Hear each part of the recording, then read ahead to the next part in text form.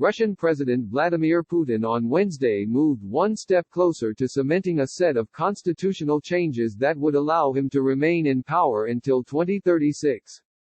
A nationwide vote on a package of constitutional reforms wrapped up Wednesday local time.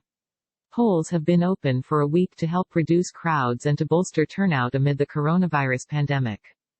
Putin is all but guaranteed to get the result he wants following a massive campaign to get voters to say yes to the changes. However, the referendum, intended to consolidate his hold on power, could end up undermining his position because of the unconventional methods used to boost participation and the dubious legal basis for the balloting. Political analyst Gleb Pavlovsky said Putin's push for holding the vote despite the ongoing pandemic reflects his potential vulnerabilities. Putin lacks confidence in his inner circle and he's worried about the future, Pavlovsky said. He wants an irrefutable proof of public support. The balloting completes a convoluted saga that began with Putin's State of the Nation address in January, when Putin first proposed the constitutional changes. He offered to broaden the powers of parliament and redistribute authority among the branches of the Russian government, stoking speculation he might continue calling the shots as parliament speaker or as chairman of the State Council when his presidential term ends in 2024.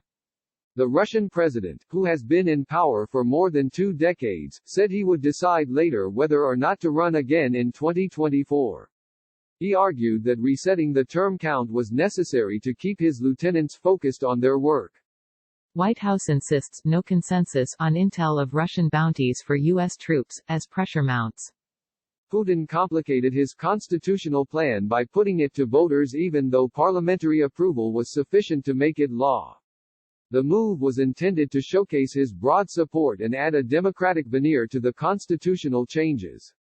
The plan backfired weeks later when the coronavirus pandemic engulfed Russia, forcing Putin to postpone the referendum, which had originally been scheduled for April 22.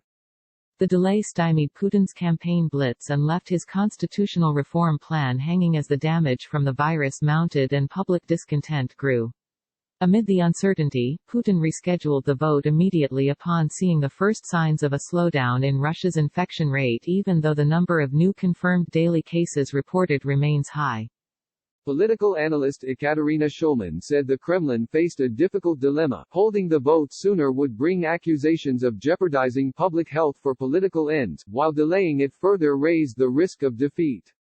The early date has an advantage of coming soon after lifting the quarantine restrictions that made voters feel more optimistic, she said. And in general, people are in a better mood during the summer season.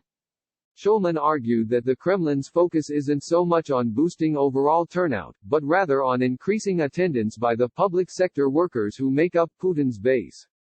The authorities have mounted a sweeping effort to persuade teachers, doctors, workers at public sector enterprises and others who are paid by the state to cast ballots. Reports surfaced from many corners of the vast country that managers were coercing people to vote. Click here to get the Fox News app. Most observers expect the Kremlin to get its way, regardless of the opposition strategies.